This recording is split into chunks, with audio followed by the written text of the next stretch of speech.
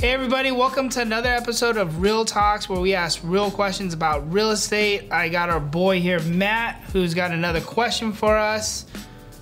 What you got? So I think I want to turn the script a little bit and just kind of ask you a question about your real estate career. Okay. So what did it take for you to become a top producing agent at your level? What are the struggles? What are some things that you faced along the way? Because I feel like those are some things that got you to where you are right now. So I kind of want to talk about that. Well, I appreciate you thinking I'm a top producer. I still feel like I'm falling behind. I mean, I've been doing this for 16 years. I would say my business is okay, but I'm always striving to see what I could do better. Like, you know, there's guys that are doing 100 million in sales. Those are the guys that I look up to. Those are the guys or gals or teams that I'm like, wow, I'm impressed, you know? How do you do that? You know, that's, I think, the crazy part about this business. I think the coaching program that I'm in says, you know, only 1% of real estate agents out there make 250,000. But even when you get in 250,000 or more, okay? But even when you get to the 250,000 and you compare it to like the top guys, like 250,000 is nothing. Yeah. You know, some of these top guys, I mean, I've seen their teams have done like $1 billion in real estate. 250,000, that's easy. That's like 10 million in sales. You can hit 250,000, which is nothing crazy, but the sheer numbers of it, only 1% will hit 250,000 is crazy. So I guess the one notion is all that glitz and glamour of why most people get into real estate is only achievable by a small few. And realistically, to think about 250,000 in today's world isn't really a whole lot, but only 1% of our marketplace, 1% of agents are able to hit that number. I always tell people, you know, I've literally failed my way to success, if you even want to call my level success, because like I said, you look at the $100 million agent and you look at me, they'll probably laugh at me, right? I was so bad as a real estate agent before, but I always tell people I was very fortunate because I started when I literally got out of college. Like I got my license in college. First thing I did was sell real estate and I was horrible. My first clients were my parents and I got 2 transactions after that and I thought I was on top of the world because you have a 21-year-old kid with $35,000 in his bank account. I thought I was unstoppable. I didn't sell another house for probably at least 9 months. In my second year in real estate, I probably only sold another 2 transactions, maybe. So I was at like the bottom of the bottom of the bottom. But looking back, I always said like I was bad as an agent because I was just not structured in what I did. Most of the times I went into the office after lunch. I played around on the computer for a little bit, and then I was probably back home and I was done by like 4 o'clock. And I thought I was working. I always tell people I like literally played this trick on myself thinking I was putting in work when I was just, you know, wasting time. It really wasn't, to be honest with you, until I went to a Tony Robbins seminar, Unleash the Power Within, where I literally had this awakening of, okay, what are you trying to do? You know, I was still relatively young and I've always said if I didn't start as early as I did, if I started as a second or third career like most people do in real estate, no way I probably would have been able to survive. So I literally gave myself until about 30. I went to that event probably at like 25. And I've always said, Tony Robbins, if you're ever listening to this, thank you, because there's something magical about that guy. He's able to like get you to either reflect or get you to really think about how do you want to put your life together. Then I started to do a lot more things with, I guess, laser-like focus. So I literally went from opposite of the spectrums. I went from barely working to like putting 70 to 80 hours of work in. It probably wasn't the most efficient way to do business, and that's why I always say I failed my way to where I'm at, because I've gone through all of these like life learning lessons. There's, you know, tried it this way, didn't work, boom, flat on my face, try to figure out another way. But I would probably say the biggest difference was I wasn't afraid to fail at that point, and I just wanted to make it work because I was making absolutely nothing, had debts, it wasn't pretty, to, okay, I'm tired of being broke, I'm tired of not having money, I was living a life that I shouldn't have lived, trying to, I guess, keep up with the Joneses, and then it finally just like snapped and things started to come into place, and really probably the last like 5 years it started to get like really, really good. But keep in mind, that's like 16 years in the business, that's 11 years of like pain and suffering that I would never wish upon any real estate agent. But a lot of agents go through this process, right? You see like the $1 million listings, you see like all these TV shows, you see all these nice houses, you see all these agents driving nice cars, and you're like, oh dude, let's do this. It's not hard to go open up a door and show a house and write up an offer and get a fat commission check. If it was that easy, then the 1% at 250 or more would be way bigger. So there is a huge misconception, but I do find it as the higher you climb on the, I guess, income ladder in real estate, things actually start to become easier. You're able to scale more. You're able to grow much quicker. I always said the first ceiling was 50,000, then getting from 50,000 to getting over to 100,000, getting over like 150. Like, you hit these like points that can kind of really test, I guess, real estate agents, because this is a really unique industry. I don't know what helped you get in the business, why you even got into the business. I always ask people, why do you want to get into the business? Yeah. Why did you want to get into it? I got into the business, one, because I took a course in college and I took real estate, and I was like, oh wow, this is interesting.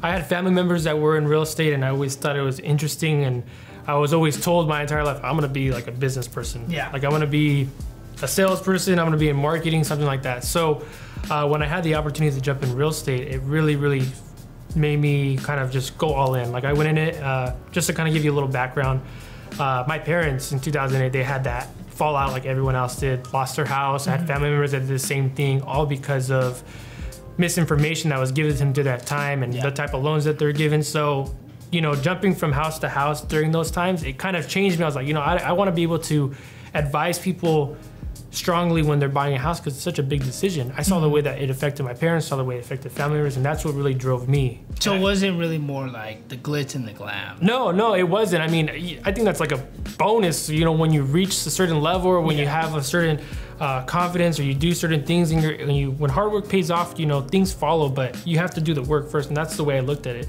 It wasn't really the glam and all that really caught my eye. You know, I always liked wearing suits, and I always pictured myself wearing suits, and that's the profession I kind of drew me in that way as well. But it was definitely the hardships that I went through. You know, I'm a true believer that you have to go through something to get to somewhere. Yeah. And that's what that really drove me. So when I do all these transactions with all my clients, I am like invested into them, and sometimes maybe a little bit too much at sometimes, because I feel like I'm in their family and I'm a part of that. But that's what really drove me.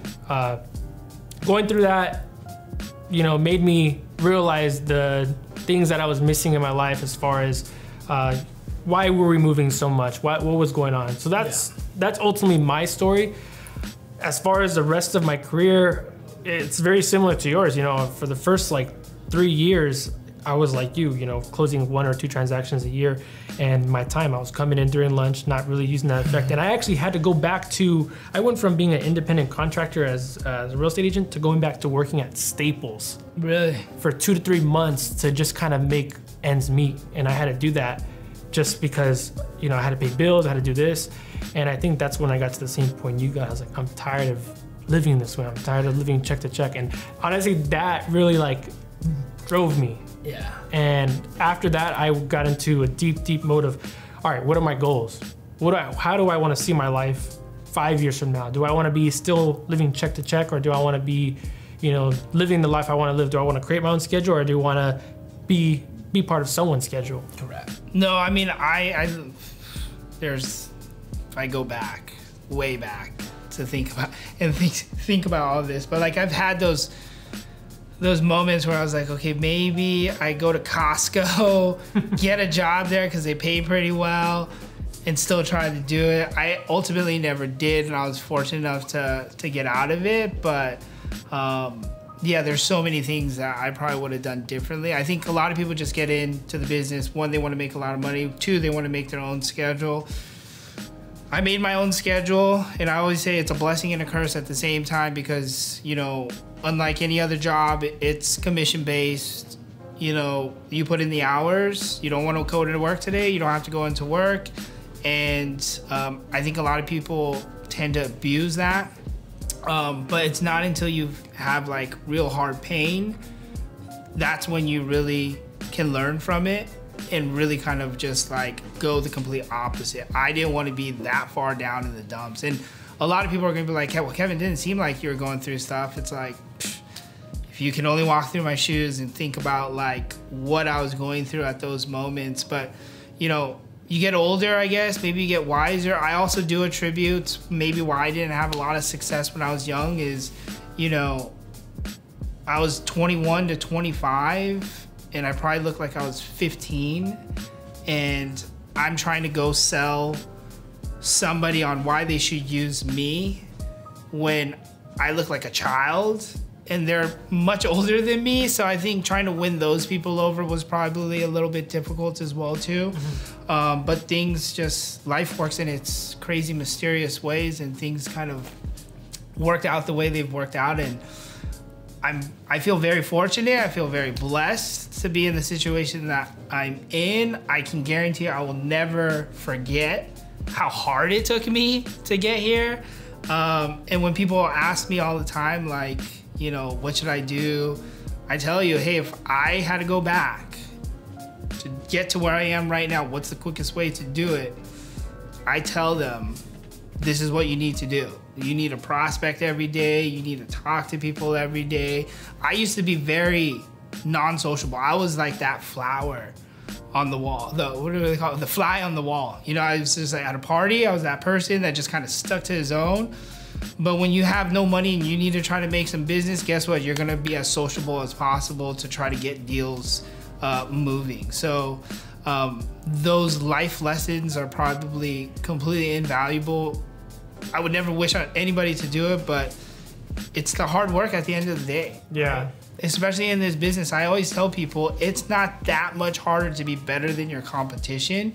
But if you are better than your competition, the income scale is just crazy.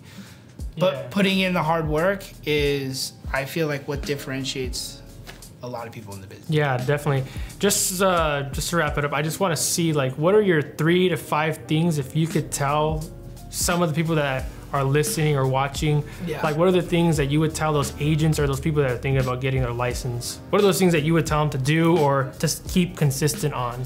Number one would probably be, before you even get your real estate license, like, go shadow somebody for a week to really see, because what you see and what actually goes on are two completely different things in our business, right? Mm-hmm. Then you don't even have to waste your time trying to get into the business or even taking the test. Number two is,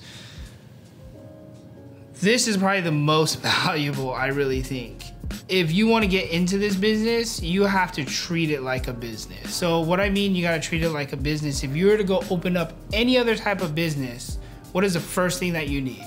Capital. Yeah. You need money to make your plan work.